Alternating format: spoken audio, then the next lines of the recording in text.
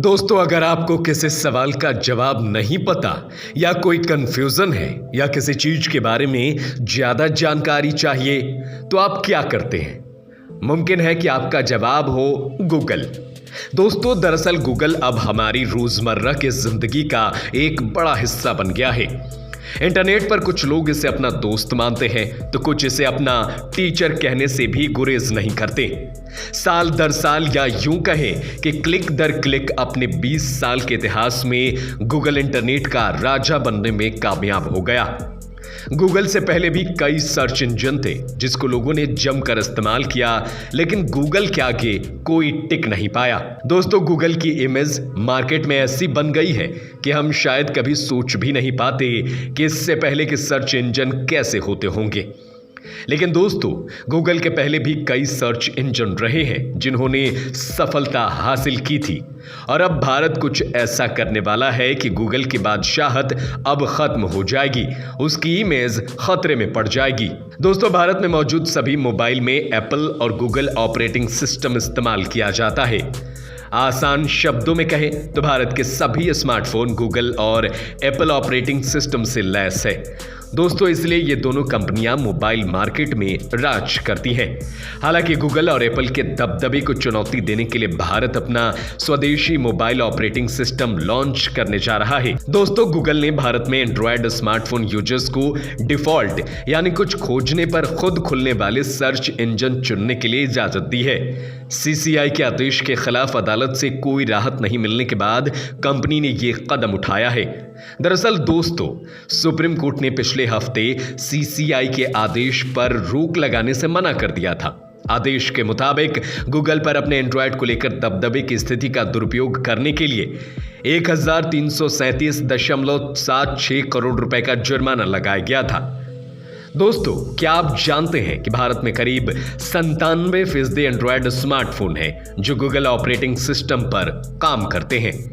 बता दें कि भारत में गूगल के खिलाफ एंटी ट्रस्ट का दोषी करार दिया गया है और कंपनी पर भारी जुर्माना लगाया गया है। इसके बाद गूगल ने कहा कि इस तरह का फैसला भारत में डिजिटल एडॉप्शन के लिए खतरा हो सकता है। दोस्तों, भारत स्मार्टफोन बनाने के मामले में स्वतंत्र होना चाहता है। स्मार्टफोन बनाने के लिए जरूरी कंपोनेंट और सॉफ्टवेयर के लिए भारत, चीन, ताइवान और यूरोपीय समेत अमेरिकी देशों पर निर्भर नहीं रहना चाहता है। आज के वक्त में भारत में बड़े पैमाने पर स्मार्टफोन बनाए जा रहे हैं, लेकिन उसमें चीन, ताइवान और अमेरिका से आने वाले कंपोनेंट लगाए जाते हैं। हालांकि अब भारत अपना सॉफ्टवेयर बना रहा है जिससे भारत का दबदबा बढ़ जाएगा और गूगल की बादशाहत खत्म हो जाएगी।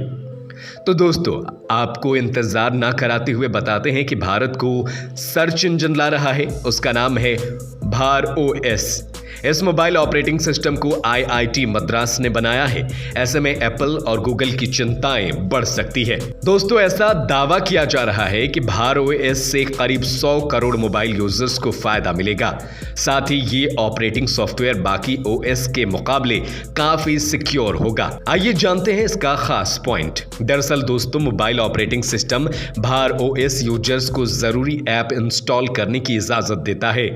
अभी गूगल और iOS सॉफ्टवेयर में जीमेल, क्रोम, यूट्यूब जैसे ऐप डिफॉल्ट तौर पर मौजूद होते हैं जिन्हें यूजर्स चाह कर भी नहीं हटा सकते। इससे यूजर्स के मोबाइल ऐप काफी स्पेस खाली रहेगा। भार ओएस की तरफ से यूजर्स को समय पर सॉफ्टवेयर अपडेट उपलब्ध कराया जा सकता है, जिसके लिए यूजर्स को अभी इंतजार करना पड़ता है। भार ओएस के लॉन्च होने के बाद स्मार्टफोन की कीमत में कटौती हो सकती है, क्योंकि अभी स्मार्टफोन यूजर्स को ओएस के लिए गूगल पर निर्भर रहना पड़ता है। ऐसे में गूगल की तरफ से मनमाने चार्ज वसूले जाते हैं। ऐप डेवलपर्स के लिए काफी राहत हो सकती है। इन ऐप बिलिंग पर लगने वाले टैक्स में कटौती की जा सकती है। दोस्तों, भारत ने अपने खुद के ऑपरेटिंग सिस्टम भार ओएस लॉन्च करने की तैयारी कर दी है, यानी कि आने वाले समय में अब भारतवासियों को एंड्रॉयड या iOS के भरोसे रहने की जरूरत नहीं होगी। भार ओएस पूरी तरह से स्वदेशी ऑपरेटिंग सिस्टम होगा जिसकी टेस्टिंग भी शुरू कर दी गई है। दोस्तों, आईटी मिनिस्ट्री की माने तो आईआईटी मद्रास में भार ओएस की टेस्टिंग की शुरुआत की है।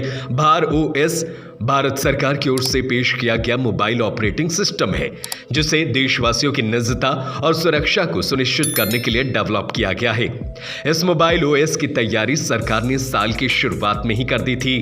खास बात यह है कि इसको एंड्रॉयड और iOS दोनों तरह के यूजर्स इस्तेमाल कर सकेंगे। भार ओएस के साथ कोई भी डिफॉल्ट ऐप नहीं आती है, यानी कि यूजर्स को ये इस बात की सहूलियत देता है कि इस ओएस के साथ वे केवल उन्हीं ऐप्स का इस्तेमाल कर पाएंगे जिन्हें वे इस्तेमाल करना चाहते हैं। ओएस के साथ पहले से कोई ऐप नहीं आती है। दोस्तों, भारत ओएस में यूजर्स को इस बात की पूरी आजादी होगी कि वे किस ऐप को क्या परमिशन दे। साथ ही सिस्टम किसी भी ऐप को इस्तेमाल करने के लिए यूजर्स को फोर्स तो बिल्कुल नहीं करेगा। इसे नोटा के साथ पेश किया गया है।